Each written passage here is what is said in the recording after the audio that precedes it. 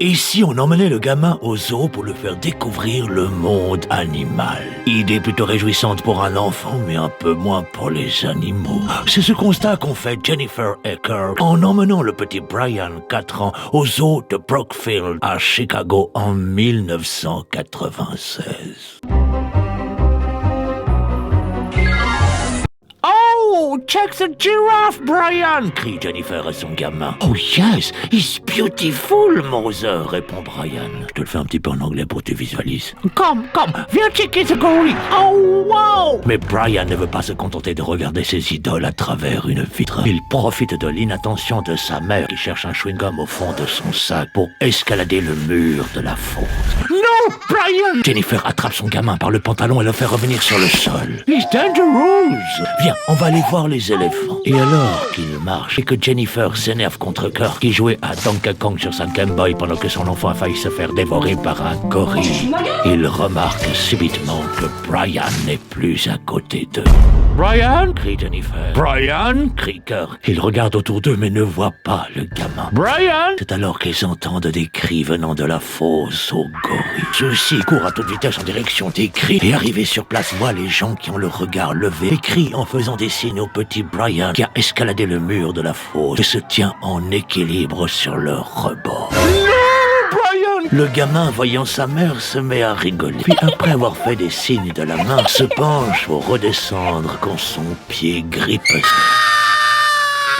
et chute au milieu de la fosse des gorilles. 7 mètres de chute. Le gamin est écrasé au fond de la fosse comme un chewing-gum au fond du sac de Jennifer. Celle-ci se met à hurler et se précipite sur le mur pour l'escalader. Mais Kirk la retient. No, it's dangerous! Il se dirige donc vers la vitre de l'enclos. Le gamin, allongé au fond de la fosse, ne bouge pas. L'équipe de sécurité arrive en courant. Laissez passer! Poussez-vous, dégage! Mais pendant ce temps, dans la fosse, un gorille s'approche du gamin.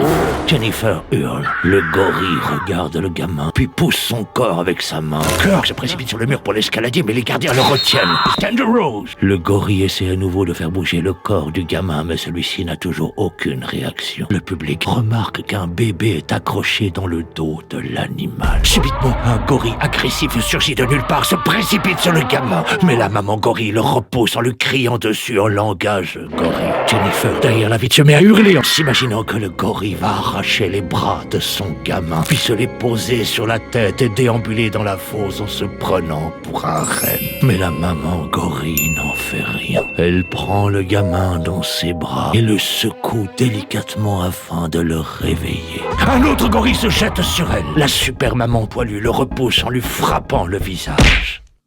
L'agressif primate humilié retourne se cacher. Et les autres, voyant la branlée que lui a mis la Chuck Norris de la fosse, préfèrent rester cachés également. Mais notre maman gorille n'est pas un Texas Ranger. Et bien qu'elle ait essayé toutes les manipulations pour réveiller le gamin, celui-ci ne bouge toujours pas. C'est alors que le serrant dans ses bras, elle traverse la fosse. Et au moment où les gardiens, ignorant ce qui est en train de se passer, la visent avec un fusil prêt à l'abattre, elle dépose délicatement le corps de l'enfant devant la porte des soigneurs.